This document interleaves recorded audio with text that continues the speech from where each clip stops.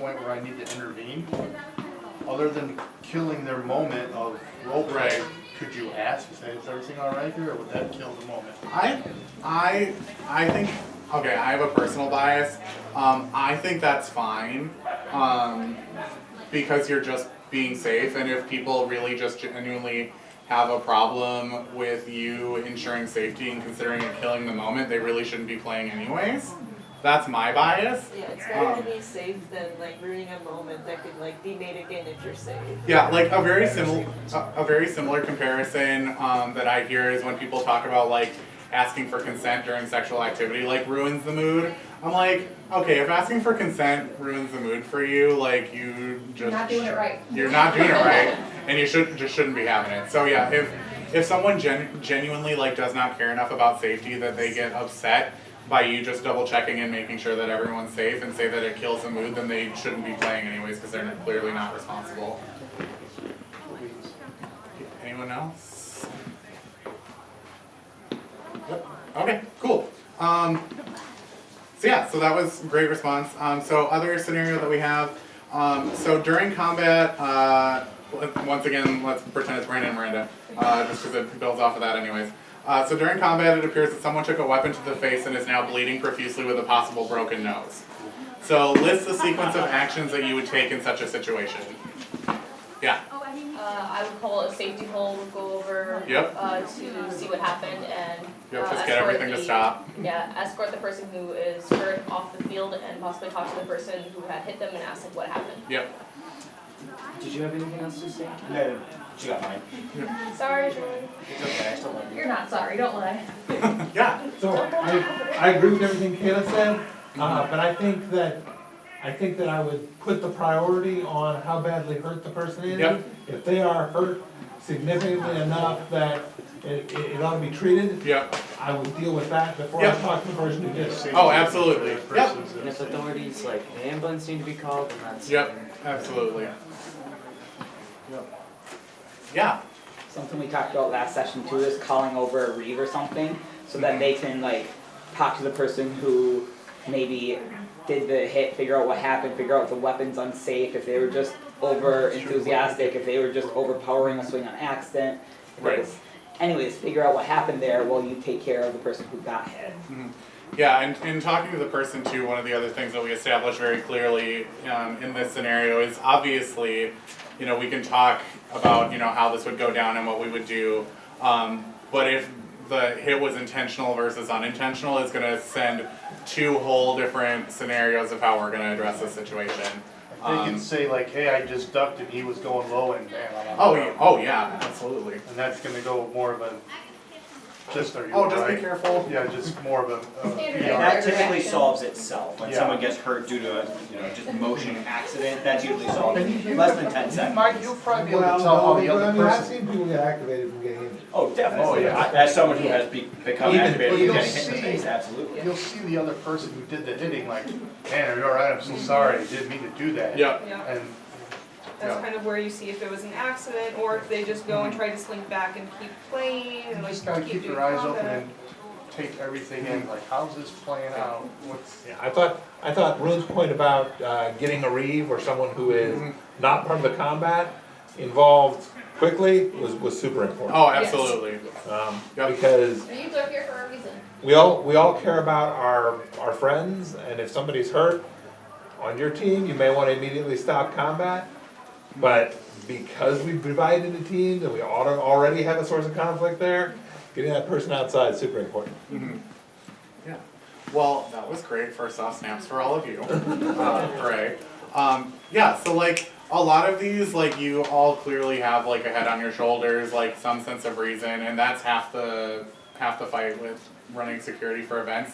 Like I said, we're not gonna have these magical scenarios like here's every single thing you do for every single problem that you ever face. A lot of it is just having the sensibility that a lot of you have shown already, to be able to just think on your feet about what is the best scenario possible for addressing this situation.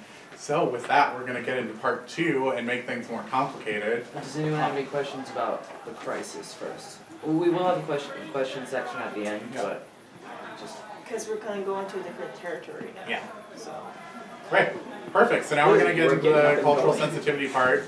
So we're gonna look at different areas of privilege, power, oppression, and how our difference with others impacts our interactions and thus can impact working as a security person with people who are different from you in many ways. So Brandon and Fuji have an activity for us to get Yeah. started. So we did it over here last time, but I've seen a lot of people, playing, like, hitting each other over here. So is it okay if we do it over here this Yes. time? Okay. It might We have work this whole better to line up horizontally from here, because then there's a lot more forward and Oh, backward. true. We can. Whatever anyone wants, but we do want people to be in like a horizontal straight line. Yep. I love simplification. Yeah, Last don't time just we line tried up to like well. well. Yeah. Sides. Yeah, this does require standing and like moving. If you don't feel comfortable, you don't have to. But then the other one might have I'll be your I'm gonna try with math if not, I'm frustrated. My list. I might just sit here and watch and count though. Like a page out of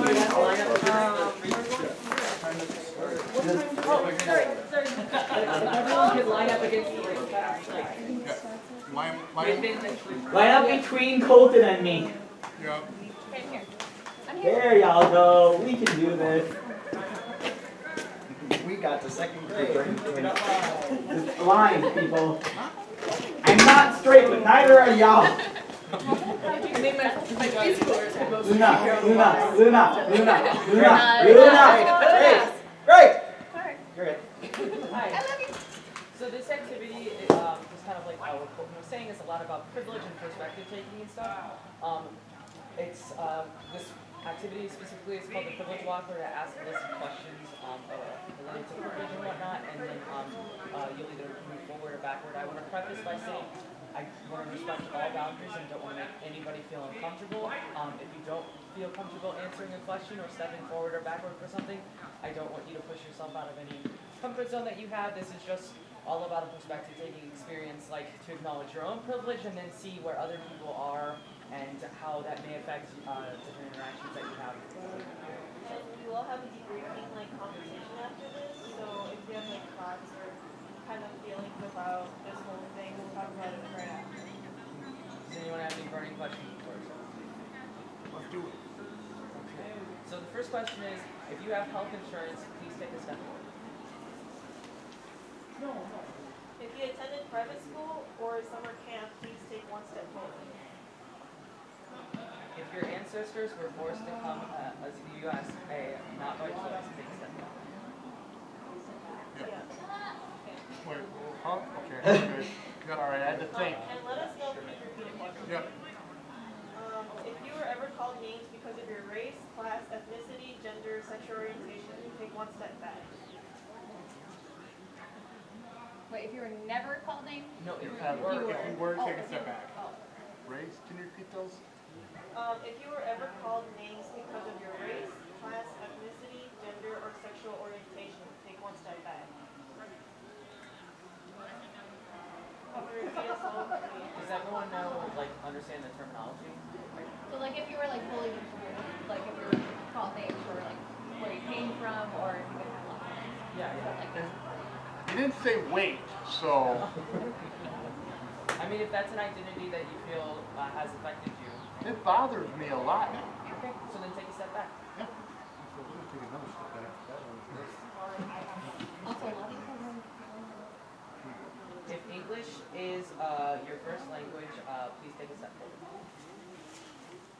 If you were ever ashamed or embarrassed of your clothes, house, car, etc., take one step back. If you ever tried to change your appearance, mannerisms, or behavior to avoid being judged or ridiculed, take a step back. If you studied the culture of your ancestors in elementary school, take one step forward. If you ever had to skip a meal or were hungry because there was not enough money to buy food when you were growing up, take one step back. What if you ate all the food the day before? You need to stay where you are. If one of your parents was unemployed or laid off not by choice, take one step back. If you have a visible or invisible disability, please take one step back. If you saw members of your race, ethnic group, gender, or sexual orientation portrayed on television in degrading roles, take one step back.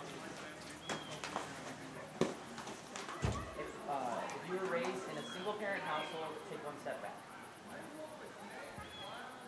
If you were told you were beautiful, smart, and capable by your parents, take one step forward. If you were denied employment because of your race, ethnicity, gender, or sexual orientation, take one step back. If you were ever offered a good job because of your association with a friend or family member, take one step forward. If you were ever paid less or treated less fairly because of your race, ethnicity, gender, or sexual orientation, take one step back. If you ever inherited money or property, take one step forward. If you were ever accused of cheating or lying because of your race, ethnicity, gender, or sexual orientation, take one step back. If you had to rely primarily on public transportation, take one step back. If you ever stopped or questioned by the police because of your race, ethnicity, gender, or sexual orientation, take one step back. If you were ever afraid of violence because of your race, ethnicity, gender, or sexual orientation, take one step back. If your parents did not grow up in the United States, take one step back. If you have ever been divorced or impacted by divorce, take one step back. If you can find Band-Aids at a mainstream store that is designed to blend in or match with your skin, take a step forward. If you constantly feel unsafe walking alone at night, take one step back. If you are able to move through the world without fear of sexual assault, take one step forward.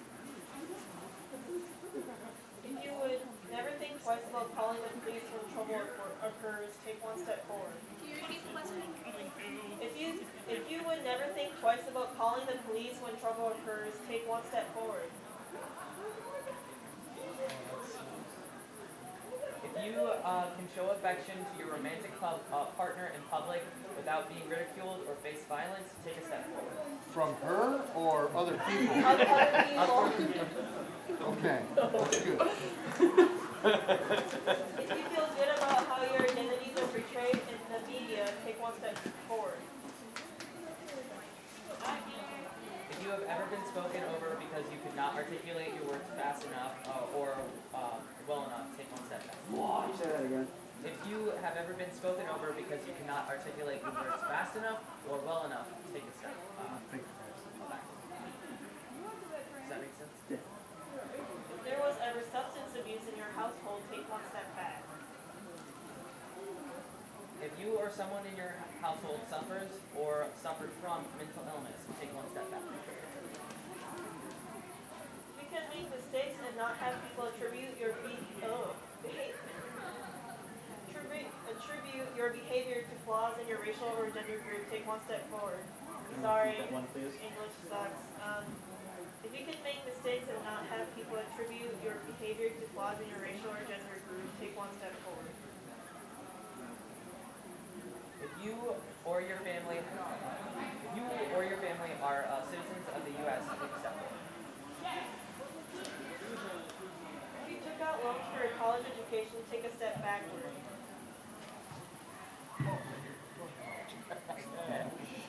If you are cisgender, meaning your gender aligns with your sex assigned at birth, take a step forward. If you are a male, take one step forward. If you're white, take one step forward. Alright, so look around and kind of look at kind of how different everyone is. You're spoiled. It's not about how far. I'm just playing. Yeah. This is one of those situations where humor is not appropriate. Yes, that's right. It's okay. It is a touchy subject. You know, like sometimes laughing about it is a touchy subject. What I want to say though, it's not about kind of how far someone is up here. It's more about the difference and how much space there is in between everyone else. It's more so just acknowledging that your experience may not necessarily be the same as another person's experience, and then acknowledging every day and that you have those may or may not have those privileges and how that affects interactions with you. Does that make sense? We can come back and debrief a little bit about it. Thank you, everyone.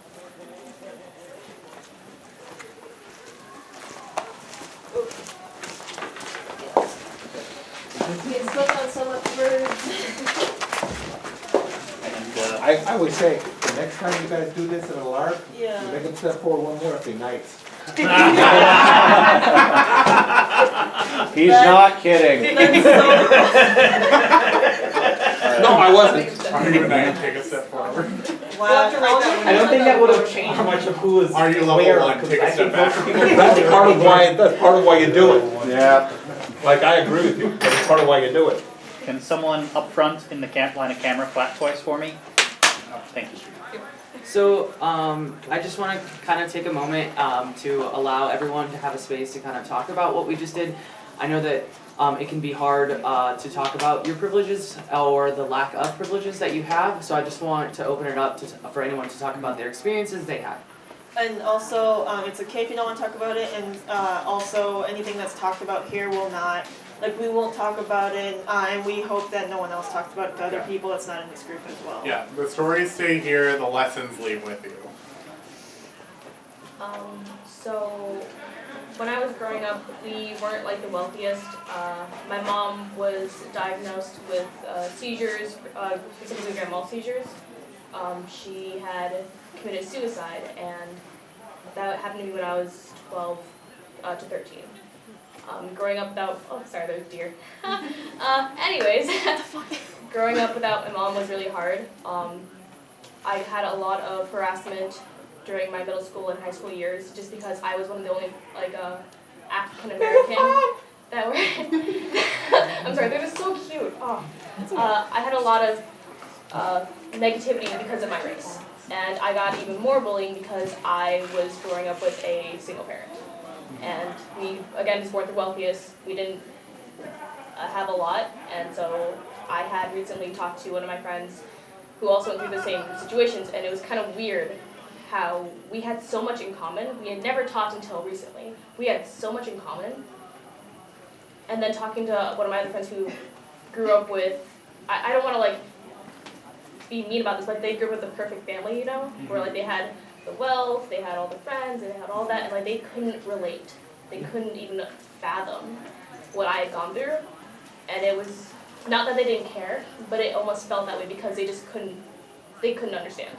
So that's like one of my experiences with the lack of privilege, and then how that is portrayed and how we see each other. Thank you for like telling us that, and that we like it's really hard to talk about those kind of things. And definitely, I totally feel the whole relation thing. I run the support group at my university for queer and trans people of color. We also have allies there as well, and you know, a lot of us, like I'm Asian, a lot of people there among Black queer people, Latinx queer people, and we are all different from different cultures, but we still have the same kind of relation towards certain topics because we have the similar experience in this country, and sometimes like location as well. So I totally validate and like relate to that as well. And thank you for sharing. Does anyone else like to share? If not, that's okay. I'll ramble for a moment. Yes. So, visually, I am clearly white, male. I grew up religiously and culturally Jewish, and that was also a very visible part of my life. And for the first 12 to 13 years of my life, it was almost never even a talking point. There was never any drama around that particular fact around me. And then we got to junior high and later into high school, where all of a sudden the jokes began and the accusations began. And so I've had all of the benefits of growing up with privilege and you know, the perfect family, as it were, and always being told everything that you may want out of a childhood. And I have also experienced what it's like to belong to a group that has, for lack of a better way of putting it, is also a marginalized group. Yeah. Historical trauma. Maybe that will help me recognize or help me to better identify with other people who need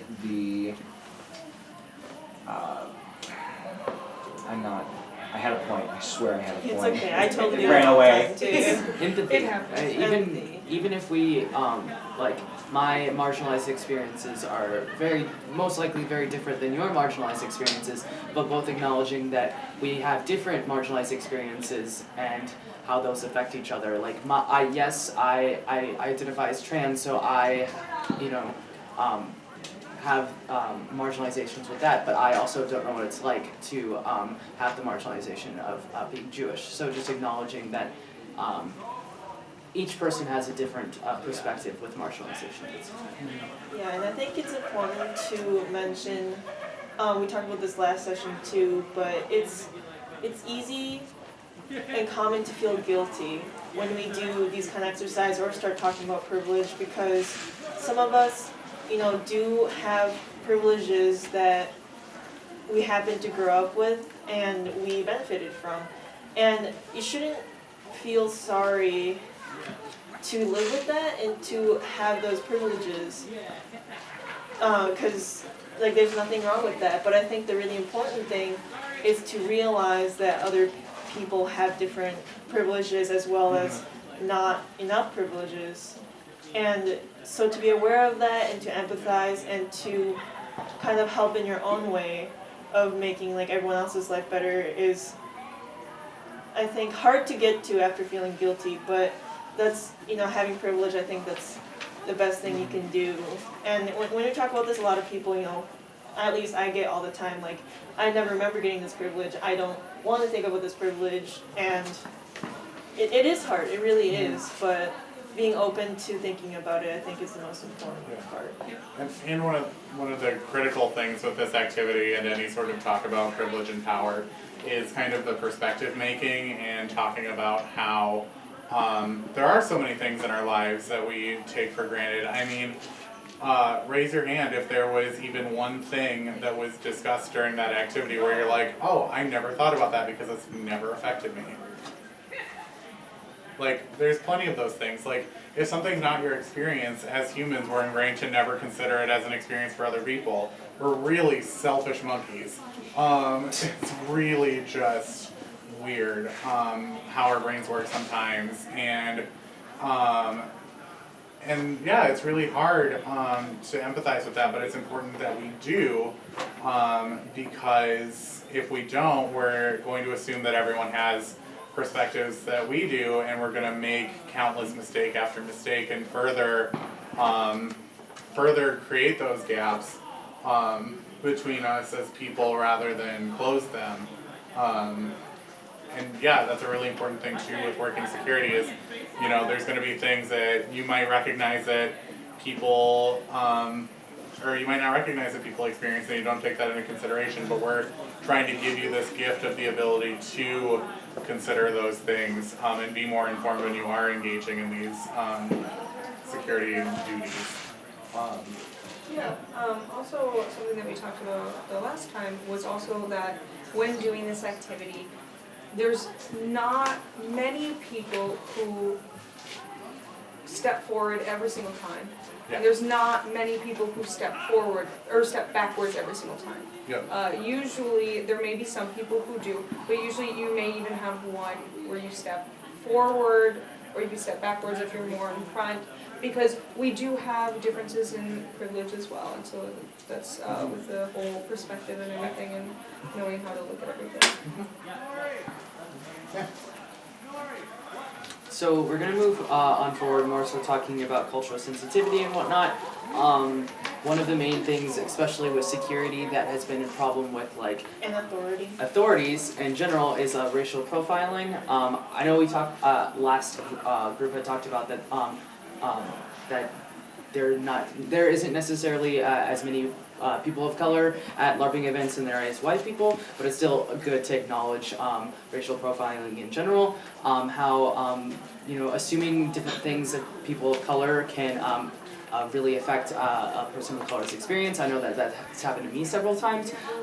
People of color are often assumed to not speak English sometimes, or to be assumed of being dangerous, or not being able to be comprehensive in certain subjects. I know some people have, because I grow up with a father who's African American, a lot of people have told me that I don't, in the rural area that I've been in, I don't articulate my words well enough. So those assumptions that people have of individuals who are people of color can lead to mistreatment, oppression, and can sometimes put them in danger.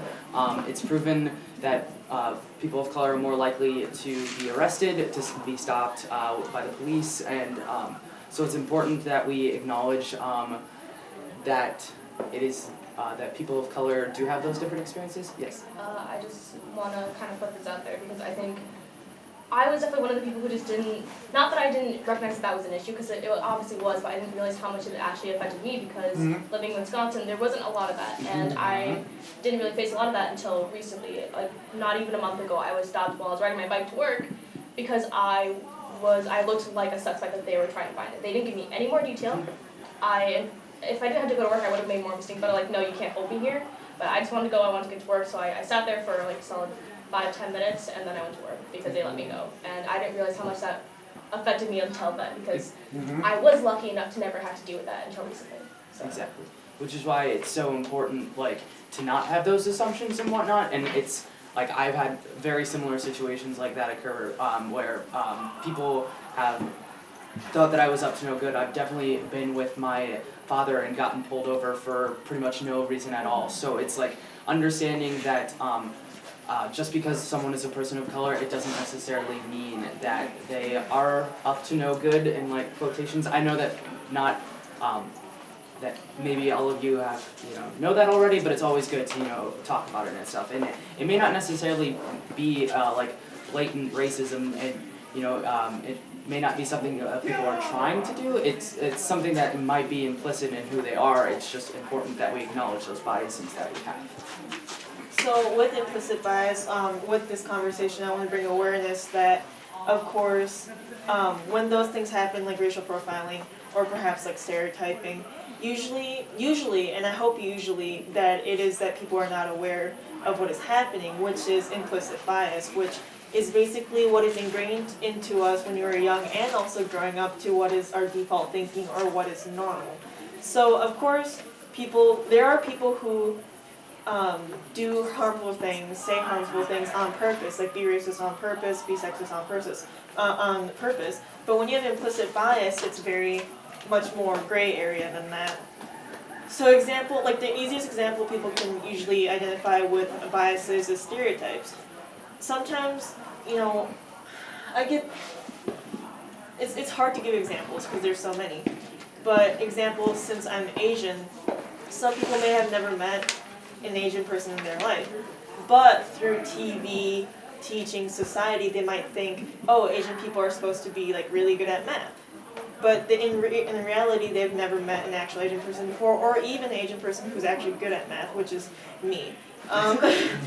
But so that's more of a simple thing than something dangerous, stereotypes for Latinx people and Black people. But it's kind of those simple things where we assume something of someone just because we have been told that, or we just imagine it. And that's the hardest place to be aware of because it is what is default to us. So in order to get these biases to not be coming on security or racial profiling or just in general in your life, it's just to be aware. Think about what you're thinking first. Why do I think that way about a person? Why am I thinking about it this way? And then be open to the fact that these things might not be true, and that getting other perspectives and educating yourself on those things will change the bias, and in the end will make you a better person as well as everyone else around you.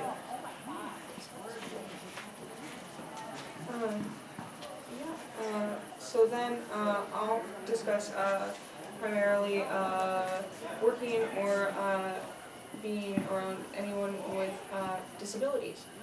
So for some individuals, and I want to preface that this is not everyone, there are disabilities where you want to do identity first language, and there's also some individuals that prefer person first language, and that's pretty much up to the person. So the best thing to do is to ask.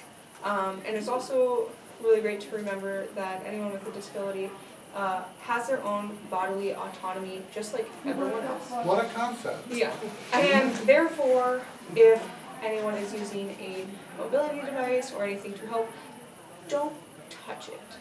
If you see someone going with like a wheelchair, it's not the best thing to just be like, here, let me help you, and just start pushing, because one, they may not know that you're coming, so now they have this random person, they have no idea, pushing them in a direction that they may not have even been wanting to go in the first place.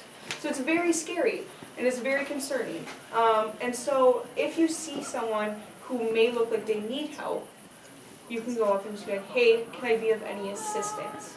If they say no, that's it. You just go, okay, well, there's other people around who are able to help if you end up needing assistance later on. If they say yes, the best thing to do is ask, okay, how can I be of an assistance to you? Because what someone with one disability may prefer to happen to help them, someone with that same disability may not like that at all. So it's great not to assume and everything, and so you just want to go into it pretty much just letting them, just like anyone else, tell you what they need. Yeah, and yeah, that was a pretty quick run through. But it's good because we do yeah. want time for questions Yeah. in the end, so that's good. So yeah, and throughout a lot of this talk, we've talked about, you know, having awareness, and that can be a very broad thing. And so we also have some questions to just like constantly be checking in with yourself with, and asking yourself, and these questions will help you build that innate sense of awareness, just because once again, so much of experience of privilege is built in a sense of like ignorance is bliss kind of, and not really knowing that something's a possibility just because it doesn't affect you. And so these questions kind of build that innate sense of being more aware of structures of power and privilege and categories of difference, and help you kind of build that awareness. So check in with yourself and kind of ask yourself these questions. So the first question you can ask yourself, especially if you're hitting an area where you're kind of feeling some discomfort, ask yourself, am I uninformed on this certain topic? Asking yourself that question and answering honestly will be really helpful, because it'll show you, hey, I need to work on this topic, I need to be more informed in this area, and then you can do that research. Also too, the plot twist of it all is that you're never totally informed on any single subject ever. Oh yeah. So keep learning. That's why you're on. Right. And also, I don't know everything either. Yeah. So it's not just Yeah. so people that's talking. It's everyone. Yeah. Yeah. So do I have assumptions based on my bias? Is another good question to ask yourself. Okay, why am I assuming this thing? Is it based on some bias that I may have? Observe your actions.